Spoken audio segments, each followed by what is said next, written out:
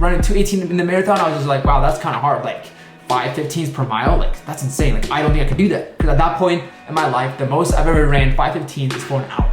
So 4:50 and let's keep cooking. Okay, start over. Okay, my name's Tom Cheney. I am a 2:15 marathoner and I am 22nd fastest marathoner in the US. I never made a national championships in Division I college, but I did make a championships in junior college. I am a one-time All-American in cross country in junior college. So that's my credential when it comes to running in junior college, but I wasn't just an average Joe. When it comes to running, I wasn't slow in high school. I just wasn't recruited very much in high school because I'm a late bloomer, as you would say. This is what the layout of this video will be. I ran junior college, got kicked off the team. I transferred to Division I college, didn't finish my eligibility, and then moved on to the marathon. I was not highly recruited out of high school. This is why. I was injured my junior year of high school, and for those of you that are juniors in high school, your junior year track times specifically are the most important of it all. Colleges look at your junior year track times because cross country can vary depending on the state you're in and the courses you run. The times don't really mean much unless there's like a standardized course, meaning the NXN course and all the NXN qualifiers where it brings the best athletes, and then you know. But I was injured my junior year in high school, so I wasn't crazily, I don't know if that's a word or not. I wasn't crazily recruited at high school, and I ran all my PRs my senior year of high school at the state meet. And you say, why is that bad? Well, it's bad because at that point, colleges don't have any money left. At that point, I had PRs of 4:21 for the mile, 9:36 2 mile, and 1:56 in the 800 from my sophomore year.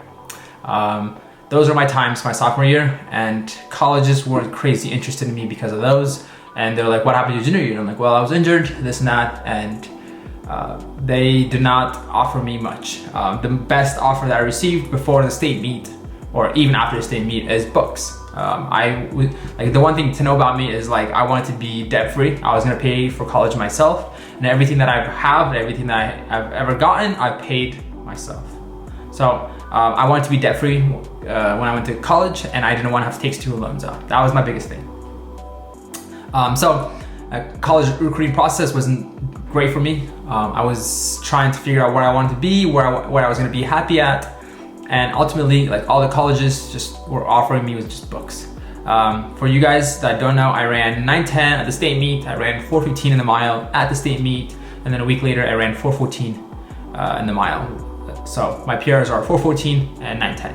It was a championship style race at the state meet, and we closed the last mile, I think, in 4:23. So I probably could run faster than 2 mile, and I wish I was given another opportunity, but I was crazy high recruited, so I told myself that I'm gonna go to the best junior college and do one and done. Well, meaning that I was gonna go to junior college for 1 year and then try to transfer out.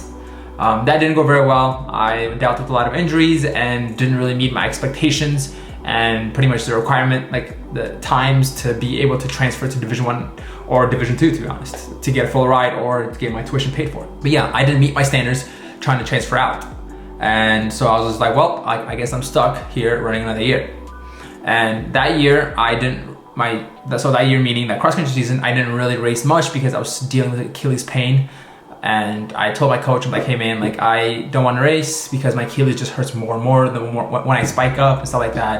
And I just want to take some time off. And when I saw some doctors and just told me that I have Achilles tendonitis, and I was like, all right, like what do I have to do? They're like, oh, take some time off, this and that. And I'm like, all right, cool. I did that, and it didn't get any better. My coach ended up making me race a national championship race because he thought the team was gonna win a national title that year because we won the year before. And I was just like, whatever, like I'll be a team player and try to do my best. And I didn't. I mean, I was supposed to finish top 10. I finished 25th.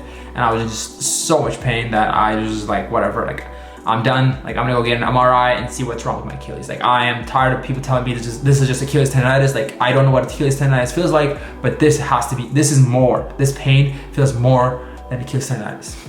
But at the same time, I was also visiting a few colleges because at that point I was a sophomore, and junior colleges, you are in their whole recruiting process all over again.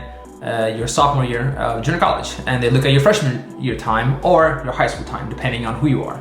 For me, they're looking at my high school time because my freshman year of college PRs were not crazy impressive, or anything actually, to be honest.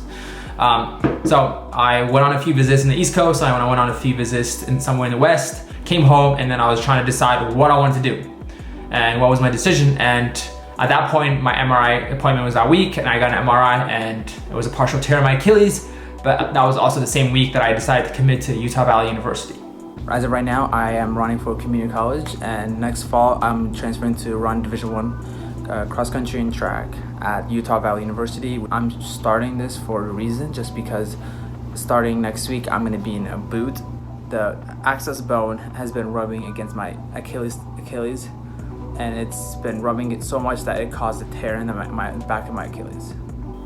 And I called the coach and like, hey, like, I know I just committed and I'm sorry to tell you guys, but like, I probably will not be able to race for you guys next year. I have a partial tear in my left Achilles, which was what the MRI showed. And I had a left tear in my Achilles because I had Haglund's deformity. For those of you that don't know, it's just pretty much a heel spur. So my heel bone is sharp, and that was fraying against my Achilles all this time that I was having Achilles tendonitis pain all of freshman year. And most of sophomore year, I was having Achilles pain, and just a slow, like, tear, pretty much. That happened, and I was just really disappointed because I knew that I was going to be out for over a year, because I had to, like, I just couldn't, like, put myself in a boot and recover from that. Like, the doctor was like, if you want to recover the fastest, like, I'm going to have to go in and manually repair your Achilles and then shave the bone off so you don't tear it again. And I was like, all right, like, let's do it. And then I was like, oh, let's be safe. Can you please do an MRI on the other leg as well? And they did an MRI on the other leg, and then he's like, you're gonna have similar complications in the future, and I would highly recommend that you go under the knife again in a couple months and just shave the bone off in the other leg to prevent any future tears. And I was like, well, like, if that's the best interest, like, I will do it. And luckily, I already met my deductible on my first surgery, that the second surgery is pretty much free. And again, circling all the way back to the beginning, I paid for all the surgery myself. No, the school didn't help, my parents didn't help, I paid for all that. I always have an emergency fund, and that money came in handy because I had about $5,000, and the surgery cost, I think, just a little over $3,000. And all the accessories that I needed and stuff like that cost a little bit of money. And luckily the deductible finished the rest of it on the other one. And I got surgery on both legs, and then at that point was at the same time I had to go back to campus. When I got the second surgery, you may ask, I'm not gonna tell you what other schools I visited, but these were the criteria that attracted me to Utah Valley. There was 3 reasons that attracted me to Utah Valley. Number 1 being the ability to go home back to Arizona in a short amount of time, meaning a 90-minute flight and I can be home. And there's an airport by my house and all that. That was just so much nicer. When I went to go visit a team in the East Coast, oh my goodness. That was an all-day adventure. And I did not like that at all. Number 2, they were at altitude. I know some of the best athletes, some of the best programs are at altitude. Hence, NAU, BYU, Air Force. Like, there are some outliers that are at sea level, but like, most of them are at altitude. And I'm like, if I want to be successful in the future, I know I have to train at altitude. Number 3 is that Utah Valley was in the same conference as some of my high school teammates, and I wanted to race against my high school teammates. Foreshadowing the future, I did not, because I was injured for so long that they graduated and left the team before I was able to suit up in Jersey. And now I'm in Utah. When I first moved here, I knew no one, and I wasn't running, so I was pretty much a dark place, meaning that the only people that I knew were my roommates, and my roommates had something in common with all of each other, is that they would always go to practice, to run, to socialize. I wasn't able to do that. I would go to practice, check in, and then I'm on the bike. Meaning I did not enjoy stationary biking, and if you are a mentally sane person, you probably will not enjoy doing the amount of biking that I was doing on a stationary bike. I was biking anywhere from 12 to 15 hours a week on the bike. So I bought this bike. My first bike that I ever purchased was a white Specialized Apex or something like that. I don't know exactly the name. And I biked with that for about 6 months, and then I was still injured. And then I joined this biker group. It's a bunch of middle-aged men, middle-aged dads. that were in the biker group, and I was getting dropped. And I had an okay bike, and these guys had a great bike and expensive bikes. And where I'm like, well, like I know I'm gonna be injured for another 6 more months. Like I know I can't run for a while or at least compete. So I decided to invest in a really nice bike. And I bought Trek Domani SL5. It's a red bike. And since getting that bike, and I'm like, well, might as well put this bike to use. And I started entering myself in races. At this point, I hadn't raced in such a long time that I needed to just get the competitive juice flowing. So I entered myself in some bike races and just pretty much just put myself in the well. And I treated I treated biking the same way I treated running. And that is taking easy days easy and taking my hard days hard and climbing, doing interval sessions, everything that I would do on the run, I did on the bike. And that year I biked 10,000 miles, and I put more miles on my bike than I did on my car because I would just use my bike as a form of transportation as well. So now my biking era is over. Not really. I just dialed down my biking to increase my running because at that point I was slowly becoming less and less, like my Achilles was hurting less and less. So I was like, all right, like I'm gonna start running more so I can bike less and finally try to get into running fitness. At that point, I was pushing about 135 pounds, mainly because of these humongous quads, my biker quads, my biker thighs. I was 135 pounds. To put that in perspective, I am 100, at the heaviest, I'm usually 125. At the lightest, I'm 120 these days. I don't know where I'm at. I don't keep track of my weight. I don't have a scale in my house. But sometimes when I go to the gym, I weigh myself. But weight is not important to me. I just eat what I feel is good for me, if you guys were asking. But yes, I had massive quads and it was mainly leg muscle. Like my legs got really strong from all that biking. That whole summer trained for the upcoming cross country season, and I was pretty fit. I thought I was pretty fit. That was some of the workouts that I was doing, the running I was doing. That was the most like consistent, like 3-4 months I ever had. That summer. That was the most consistent summer of my training I've ever had. So I'm like, oh dang it, I'm ready, I'm fit, and this and that. And the first meet was our home invite. It was just a 5K. And I ended up running 16:30 and finished 12th man on the team. And we didn't even race a full roster. And I was just crazy discouraged. And at that point, I didn't have a travel spot, and I spent that entire season trying to earn a travel spot. And ended up doing pretty decent that season. Ended up running 23:59 for an 8K, finished 7th at the conference championships, and finally contributed to the team. And then that track season was also pretty successful. I ended up like PRing every event like that I ran, meaning the 5K and 10K. For those of you that don't know, my PR in junior college were 14:50 for the 5K, and I ended up running 34:30 in the 10K. So you can see how out of shape I was my freshman year of junior college, and I wasn't happy being that slow because I didn't see myself as a competitor. I just saw myself as a participant, and there's a difference between that. Like, I hate being a participant. I want to be a competitor. I want to compete, and I've always wanted and waited for my moment to compete at the highest level possible. And so that first year of track at Utah Valley University, I ended up running 14:28 in the 5K and ended up running 29:40 something, 48 or something like that in the 10K.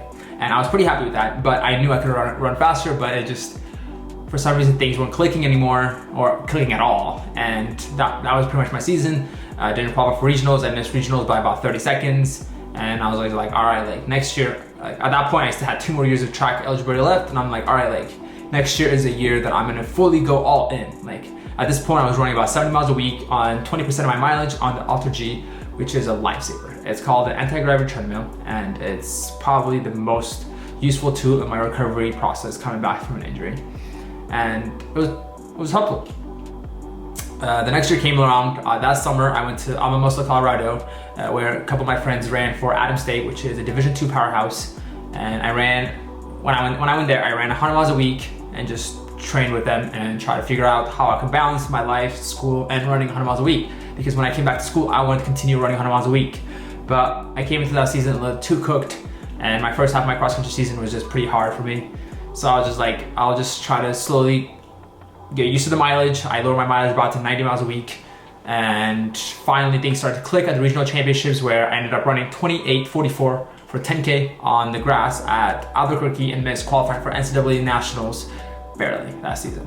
And I'm like, dang, like I started taking chances. I started taking more risks when it comes to racing. And that track season, I'm like, well, like why not let the ball keep rolling and just taking more chances, taking more risks, and just being fearless. And it worked. I mean, that season I dropped my PR in the 5K to 13:51. And official school record holder, indoor 5K. First ever under 14. First ever under 14.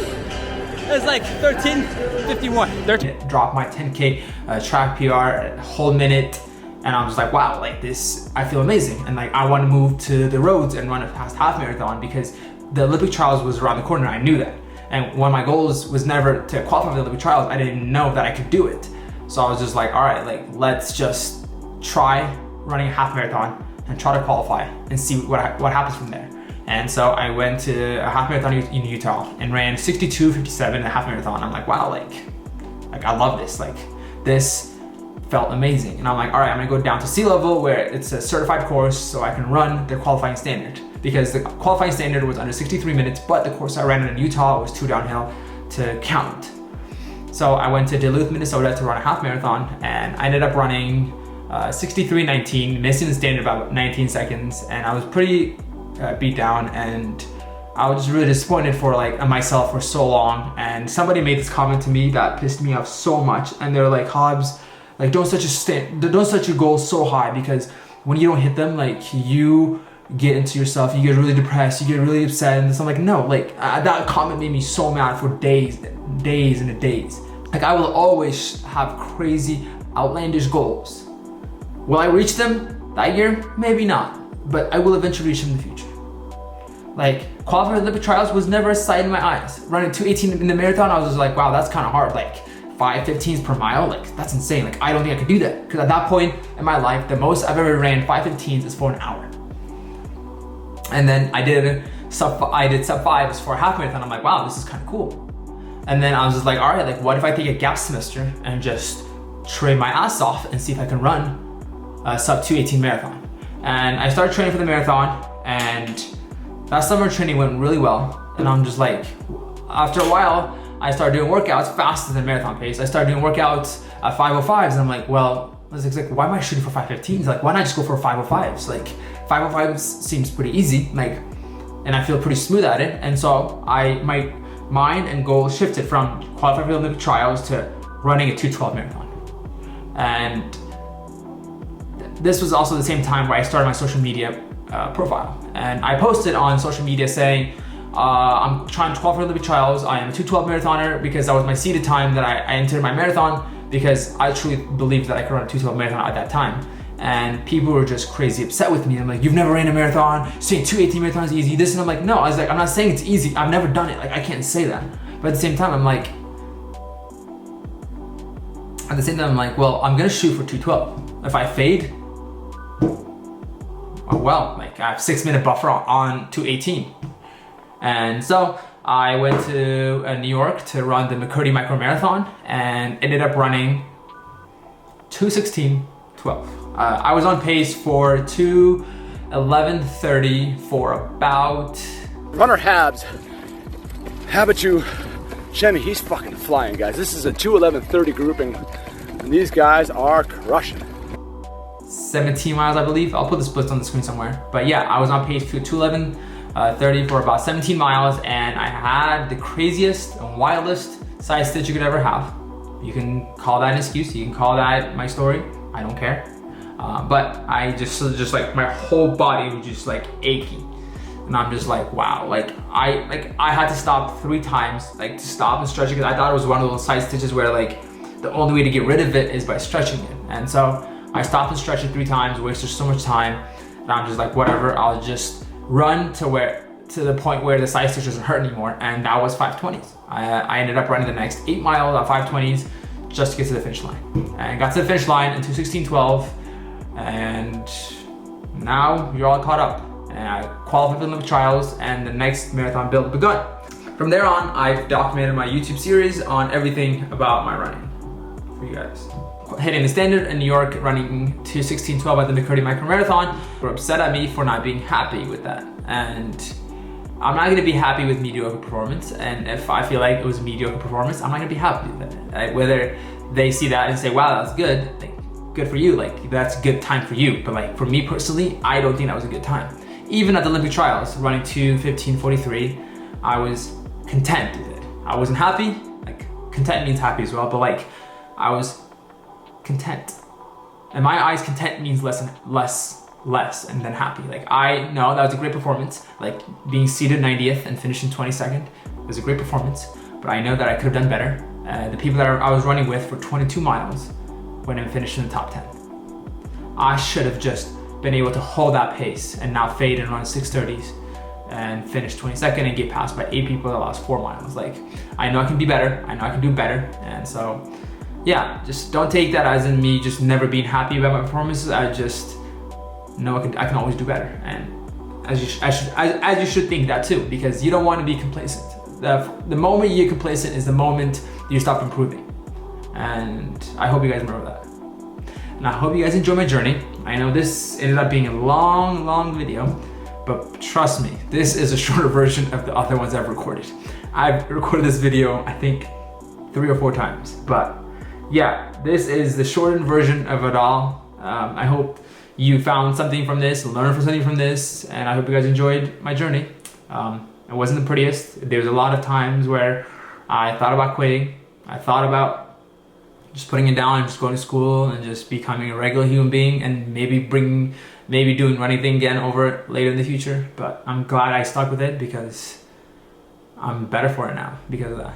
So again, remember to do these 3 most important things: like, comment, and subscribe. Peace, and I'll see you in the next video. Just a little boy, everybody told me you could be whatever you wanna be. So I told myself I'ma be a singer, I'ma play on the keys. I can do whatever I want if I just believe, yeah. But then over the years, everybody's telling me to find a career, huh.